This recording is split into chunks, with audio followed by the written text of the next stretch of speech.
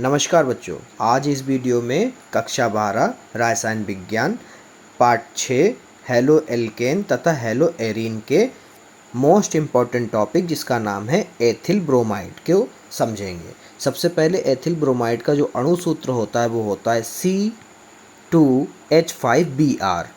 अणुभार इसका होता है 109। IUPAC नेम होता है इसका ब्रोमो एथेन। ठीक है, प्रयोगशाला विधि में इसको बनाने के तरीकों को देखते हैं। सबसे पहले प्रयोगशाला में एथिल ब्रोमाइड लेते हैं। क्या लेते हैं? Ethyl bromide. बनाने के लिए पोटेशियम ब्रोमाइड लेते हैं। क्या लेते हैं? पोटेशियम ब्रोमाइड यानी KBr, सांद्र सल्फ्यूरिक अम्ल यानी H2SO4 और एथिल एल्कोहल यानी C2H5OH।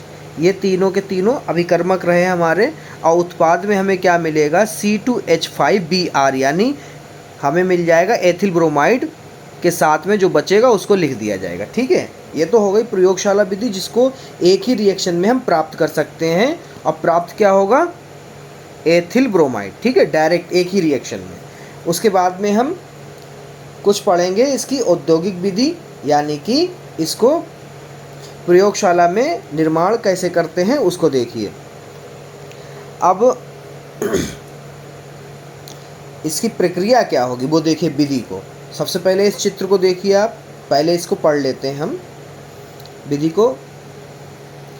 1 लीटर के आसवन फ्लास्क में 30 मिली सांद्र सल्फ्यूरिक अम्ल यानी H2SO4 तथा 40 मिली एथिल एल्कोहल लेकर इसमें 50 ग्राम पोटेशियम ब्रोमाइड मिलाया जाता है। ठीक है, आइए देखते हैं। 3 चीज़ें मिलानी है हमें। क्या क्या मिलानी है?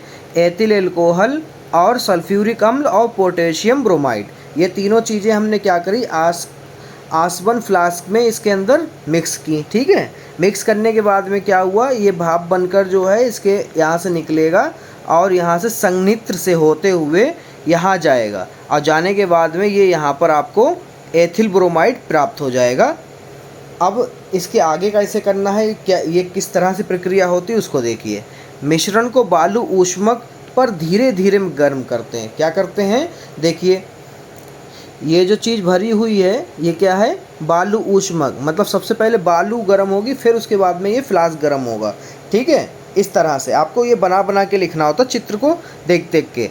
प्राप्त एथिल ब्रोमाइड को संघनित्र में प्रवाहित करके ठंडे जल से भरे पात्र में एकत्रित कर लिया जाता है। देखिए यहाँ पर सबसे पहले क्या करते हैं, इसमें जो है इकट्ठा होने देते हैं संघनित्र में, इसमें ठंडे, और यहाँ पर जो पानी होगा वो ठंडा होगा। कैसे? यहाँ पर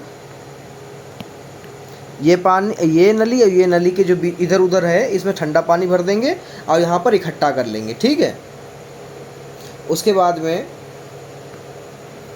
अशुद्ध क्या होगा? अशुद्ध एथिल ब्रोमाइड तेलीय द्रव के रूप में पात्र पेंदी में एकत्रित हो जाता है। इसे पृथक्कारी कीप द्वारा अलग कर लिया जाता है। फिर उसके बाद में ये जो हमें मिलेगा वो कैसा मिलेगा?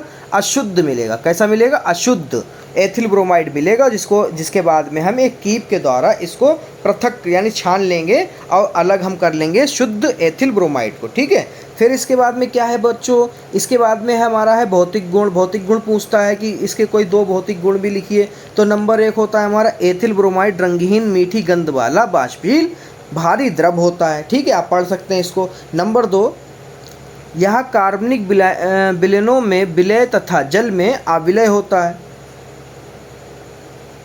नंबर 3, इसका क्वथनांक 38.5 डिग्री होता है। ठीक है, उपयोग इसके हैं नहीं।